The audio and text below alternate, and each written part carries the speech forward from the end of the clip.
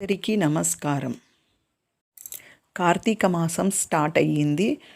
కార్తీక మాసంలో కార్తీక పురాణం విన్నా చదివినంత పుణ్యం వస్తుంది. నేను మొదటి అధ్యాయం చెప్తాను. మొదటి రోజు పారాయణ చేయవలసినది. నైమిషరణ్యములనందు సత్రయాగ దీక్షితులైన శౌనకాది మహామునులు ఒకప్పుడు సూత మహర్షిని ఇట్ల ప్రశ్నించిరి. ఓ మహర్షి, జనక మహారాజుకు వశిష్ఠ మహర్షిచే చెప్పబడింది కార్తీక మహత్యమును వినగోరుచున్నాము. కావున సవిస్తరముగా చెప్పవలసినది. సూతుడు శౌనకాది మహామునులతో ఇట్ల పలికెను. పూర్వము ఈ మహత్యమును ఎవరితో చెప్పారో చెప్పెదను వినుము. కార్తీక మహత్యమును వశిష్ఠ మహామునిని జనక మహారాజు గారికి చెప్పెను. పూర్వము నారదునకు బ్రహ్మయు, పార్వతికి శివుడను, లక్ష్మీదేవికి ఈ మహత్యమును విష్ణువును చెప్పిరి.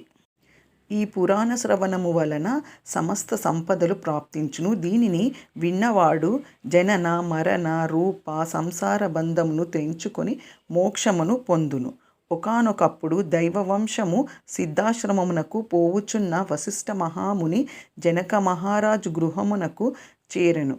అంతా జనక మహారాజు వశిష్ఠుని చూసి దండ ప్రణామములు చేసి పూజించి పాదోదకమును శిరస్సు నందించుకొని బంగారపు ఆసనమును ఇచ్చి వికసించిన తామర పువ్వుల వంటి కన్నుల కలవాడను, సమస్త జంతువులందును దయగలవాడను, సదాచారవంతుడను, బాలసూర్య సమాన కాంతి గలవాడను, సమస్త గుణ సంపన్నుడను,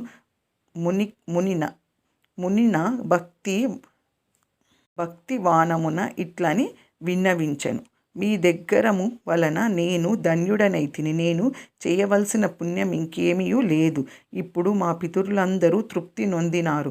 మహాత్ముల యొక్క దర్శనము సంసారులకు దుర్లభము కనుక మీ రాక నాకు శుభములు చేకూర్చును.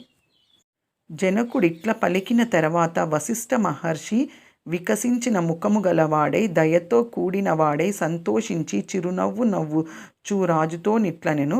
రాజ్యోత్తమ, మీకు క్షేమమగుగాక. నేను మా ఆశ్రమమునకు పోవుచున్నాను. రేపు ఆశ్రమమందు యజ్ఞము జరగవలెను. దానికిప్పుడు ద్రవ్యమును ఇచ్చుటకు తగియున్నాను. మునీశ్వర, యజ్ఞమునకు చాలినంత ద్రవ్యమును ఇచ్చెదను. కానీ వినువారు పాపములను పోగొట్టు ధర్మ రహస్యము నీ వలన వినగోరుచున్నాను. నీకు తెలియని ధర్మములు లేవు కాబట్టి అధిక ఫలమిచ్చినిచ్చెడి సూక్ష్మ ధర్మమును నాకు చెప్పుము.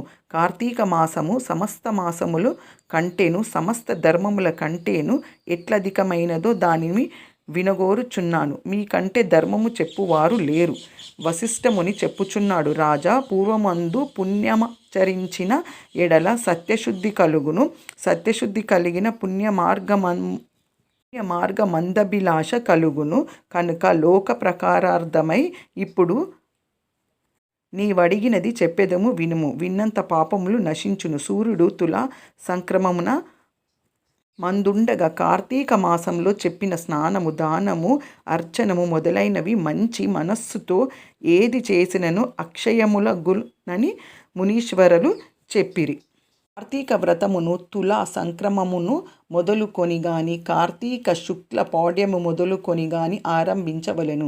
ఆరంభము మందు ఒక సర్వేశ్వర, నేను కార్తీక వ్రతం ప్రారంభించుచున్నాను. దానిని నిర్విఘ్నం పూర్తి చేయుము అని సంకల్పము చేసి కార్తీక మాసమందు సూర్యోదయం సమయమున కావేరి నదియందు స్నానమాచరించిన వారికి మహాఫలము కలుగును.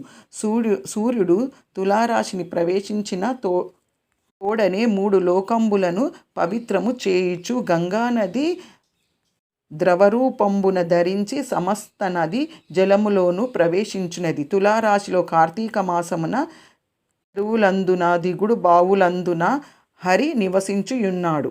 కార్తీక స్నాన విధానం.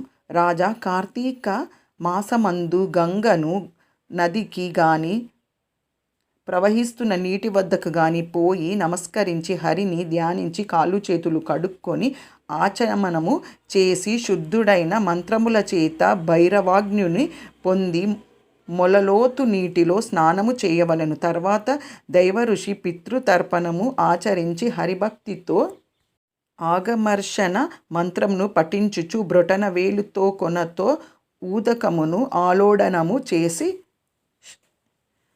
తీరమునకు వచ్చి తర్పణము చేసి మొల వస్త్రములు విడిచి ఊదకమును వదిలి ఆచమనము చేసి ఆశీస్సులు వదిలి మిగిలిన శరీరమంతయు తడి వస్త్రముతో తుడుచుకొని నారాయణ ధ్యానమాచరించుచు దౌత్రవ్రతమును ధరించవలెను. తర్వాత బ్రాహ్మణుడు గోపీచందనములతో 12 మార్లు ఊర్ధ్వ పుండ్రములను ధరించి సంధ్యావందనము చేసి గాయత్రి జపము చేయవలెను. తర్వాత ఔపాసనము గావించి తన తోటలో నుండి పుష్పములను తెచ్చి శంఖచక్రములు ధరించిన హరిని భక్తితో సాలగ్రామమందు షోపచారములచే పూజించవలెను. తర్వాత కార్తీక పురాణమును పఠించి లేదా విని ఇంటికి వెళ్ళి భక్తితో దైవార్చన చేసి భోజనము చేసి అర్చనము గావించి తర్వాత పురాణ కాలక్షేపము చేయవలెను. సాయంకాలము కాగానే ఇతర వ్యాపారములను ఆపివేసి విష్ణాలయమునందు గాని శివాలయమునందు గాని తన శక్తి కొలది దీపములను పెట్టి భోజ్యాదులతో స్వామిని పూజించి శుద్ధితో విష్ణు స్తోత్రములను గాని శివ స్తోత్రములు గాని పఠించి నమస్కారములు ఆచరించవలెను. ఈ ప్రకారం ఎవ్వడు కార్తీక మాసమందు భక్తితో చేయుచున్నాడో వారు పునరావృత్తి వర్జితమైన వైకుంఠమును పొందుచున్నాడు. పూర్వ జన్మార్జితములను అయిన సమస్త పాపములు కార్తీక వ్రతం ఆచరించిన ఎడల నశించును. బ్రాహ్మణుడు గాని క్షత్రియుడు గాని వైశ్యుడు గాని శూద్రుడు గాని వైశ్యుడు గాని ఋషీశ్వరుడు గాని స్త్రీలు గాని భక్తి శ్రద్ధలతో కార్తీక వ్రతమును చేసిన ఎడల వానికి పునరావృత్తి లేదు. కార్తీక వ్రతంని చూచి సంతోషించునో వానికి ఈ దిన దాచరించిన పాతకము నశించును. ఇందుకు సందేహము లేదు. 1వ అధ్యాయం సమాప్తం.